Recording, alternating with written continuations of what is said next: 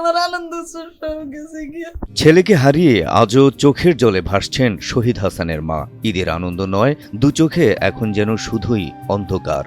আমি মনে করি যে আমার দুনিয়াটা অন্ধকার, সব আমার আনন্দ উৎসব সব গেছে গিয়া। আমার ছেলে তো নাই, আমি তো আর দেখব না, যা করলে বাস করতাম সারা দুনিয়া তনে চলে গেছে আমার আনন্দ উৎসব।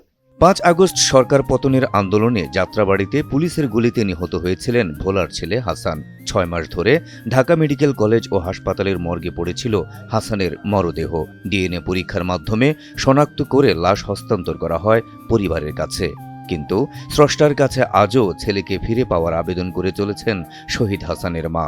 শাড়ি শুধু আল্লাহর কাছে কই, আল্লাহ তুমি আমার পুত্রে গাইবি ভাবে, আল্লাহ তুমি কোন আন্তনে একটু উদ্ধার করিয়া নিয়ে দাও আল্লাহ। আর নাইতে আল্লাহ তুমি আমার পুত্রে কবরটার ভিতরে জীবিত করিয়া দাও আল্লাহ। আমি যাই মানুষ লিয়ে তো উড়ে আনুম আল্লাহ, তুমি এমন একটু ফয়সালা করিয়া দাও আল্লাহ। তুমি জমিনের মানুষের একটু দেখাও। আমি কাল শুধু আল্লাহর কাছে এই বিধানই চাইছি। শহীদ হাসানের বাবা মনির হোসেন আজও অশ্রুসিক্ত নয়নে খুঁজে বেড়ান সন্তানের স্মৃতি। ছেলের আত্মত্যাগের প্রকৃত মূল্যায়ন চান তিনি, চান ছেলে হত্যাকারীদের বিচারও। প্রধান উপদেষ্টা এবং আইন উপদেষ্টার কাছে আমার ছেলেরা যারাই এইভাবে হত্যা করে মারছে, এই যাত্রাবাড়ি থানার সামনে তাদেরকে একজন একজন করে খুঁজে বের করে আইনের আওতায় আনতে হবে। এবং আমার ছেলে রাষ্ট্রীয়ভাবে এখন পর্যন্ত কোনো তালিকাভুক্ত হয় নাই। আমি বলা সিভিল সার্জনে কাগজ জমা দিয়েছি, তাও হয় নাই।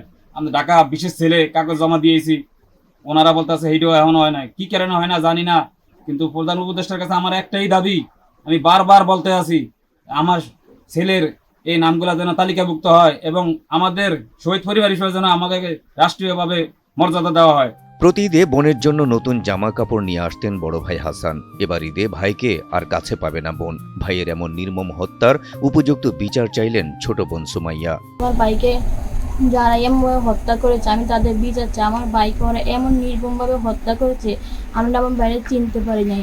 আমি দেশবাসীর কাছে বিচার চাই, আমি বর্তমান সরকারের কাছে বিচার চাই। আমার ভাইকে ওরা এমনভাবে হত্যা করেছে কেন? আমার ভাই আমাদের পড়ালেখার খরচ চালাতো, সংসারে হেল্প করতো, ঈদে এলে আমাদের জন্য কাগজ চোপড় আনতো, টাকা দিত। আমার এখন তো আর ওই ইয়ারা কেউ করে না, আমরা তো ওই আনন্দের অপমান পাম না। শহীদ হাসানের হত্যাকারীদের বিচার দাবি করেছেন এলাকাবাসীও। সেই সাথে অসহায় এই পরিবারটিকে আর্থিক সহায়তা দিতে প্রধান উপদেষ্টার দৃষ্টি আকর্ষণ করেন তারা।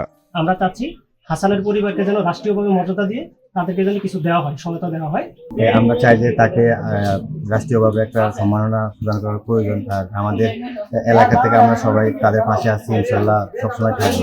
হাসানের বাবার যে সংসারে খুব হিবজিক হয়ে গেছে এবং সংসার চালাইতে খুবই কষ্ট।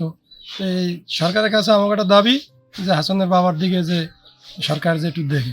পরিবারের একমাত্র উপার্জনক্ষম ব্যক্তি হাসানকে হারিয়ে প্রায় পঙ্গু হয়ে যাওয়া পরিবারটি ঠিক কতদিনে ঘুরে দাঁড়াতে পারবে, কতদিনে স্বাভাবিক হবে তাদের জীবনযাত্রা, তা বলা কঠিন। তবে শহীদ হাসানের মতো এমন করে আর কারো জীবন ঝরে না পড়ুক, এমন প্রত্যাশা সবার।